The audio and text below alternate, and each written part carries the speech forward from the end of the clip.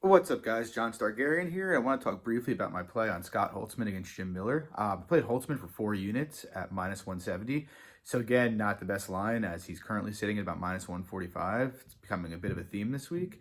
But is what it is. You live and you learn. And I'm pretty happy. Shouldn't say I'm happy with the line, but I'm pretty confident in the play. And to me, basically, this fight comes down to technique versus volume and power. And so Jim Miller, I think most would agree, myself included, that Miller is a better technical fighter than Scott Holtzman is. His boxing is a little crisper. He throws straighter punches, whereas Holtzman tends to wing hooks when he's throwing his hands, although he is a pretty strong kicker. Uh, in terms of grappling, Miller's a little bit better as a grappler. He's a black belt. Holtzman's a brown belt. And so, as a technical fighter, I think, Miller, this fight happens 5 years ago. Miller is probably a favorite and probably wins that fight. And so the question, might be wondering, why do I like Holtzman so much? Well, first of all, Miller's had over 40 fights now, and I think there's been a pretty precipitous decline recently. And he's won 3 of his last 5 fights, but if you look at the guys who those are against, Alex White, you know, hold on. Alex White, Clay Guida, and Jason Gonzalez. So not that impressive. Guida obviously used to be pretty good, but his best days are behind him.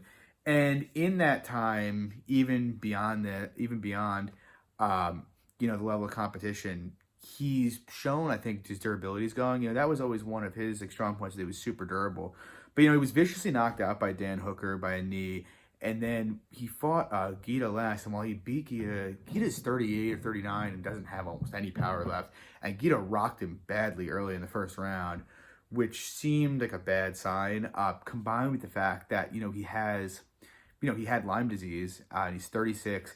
And you can even see, in the way his style is fighting, Miller for his career averages 1.77 takedowns per 15 minutes.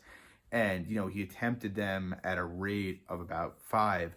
And that's almost fallen off a cliff. He's only landed 2 takedowns once in his last 8 fights. He just doesn't attempt them at a high rate anymore. It's because, I think, partially because, the athleticism's going.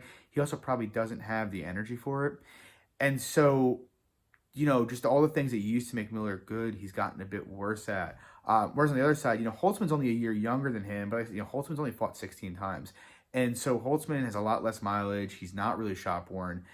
And like I said, Miller is a better technical fighter, but Holtzman, first of all, has a much higher output. So Miller only lands at about a rate of 2.78 significant strikes per minute, whereas Holtzman lands 4.4. And while Holtzman's striking is a bit wild, he lands at a nearly 50% rate, which is actually pretty remarkable. And he also throws with a lot of power. So if this fight was to play out on the feet for 15 minutes, I would think you could semi-reliably count on Holtzman to outland Miller. Miller would have some success, I think. He'll land that straight left down the pipe a couple times, and he'll land shots. He might win a couple of exchanges. But I think over the course of 15 minutes, you could expect Holtzman to be the busier fighter here. Which means, can Miller do enough with his power to kind of offset that? And I just don't think so. Miller doesn't really have much power anymore. Holtzman's pretty durable, whereas Holtzman throws really hard. He's a big 55er. And I said, I think Miller's become a little shop-worn here, and I think you're going to see that in exchanges. So even if they were even on volume, I think you're going to see Holtzman land into bigger shots and maybe even hurting Miller with a real chance to finish him here. And so it's just like I have to favor Holtzman pretty significantly in the stand-up, despite the technical edge for Miller, just based on the volume and power alone, plus Miller's declining durability.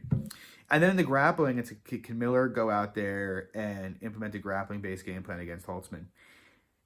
And, he could, but again, it's kind of hard to rely on. So like I said, Miller's volume of takedowns attempted has really fallen off a cliff here in recent years. And he's only landed more than a takedown once over his last 8 fights.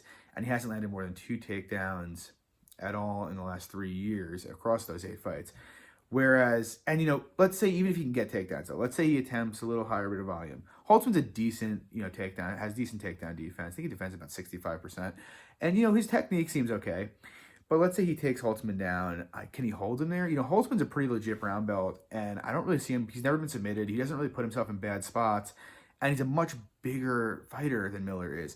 And so it's hard for me to see Miller, controlling him for any lengthy period on the mat.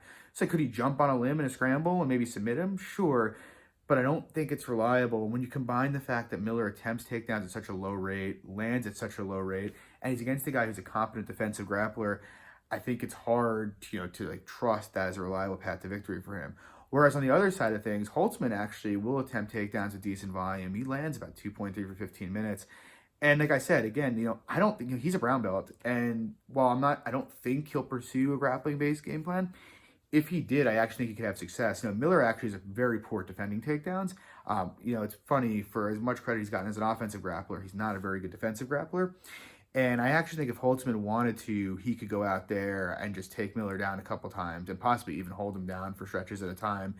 And I'm not sure there's a lot Miller could do about it. Again, maybe catch a sub from the bottom, but Holtzman's a savvy enough submission grappler. I don't think it's very likely. And so ultimately, that's how I come down on this fight. I think, years ago, Miller would have been the better play here, and he's a more technically sound fighter. But he just has too many deficiencies in his game these days. His athleticism is declining. His durability is declining. His volume's just not where it needs to be. And I don't see a significant advantage for him in the grappling. Slight, but not significant enough to count on. Whereas, Holtzman does not have nearly as much mileage. We know he's going to come out and throw volume. We know he's got the power advantage and the durability advantage. And we can probably hold up in the grappling. So it's just really hard for me to think of a consistent way Miller wins this fight. And consequently, I priced Holtzman around. I think Holtzman wins this about 75% of the time, which is about minus 300. And so that's why I played Holtzman for 4 units at minus 170. Not the best line, but is what it is. Anyway, hope you guys enjoyed the video. Have a good one. Bye.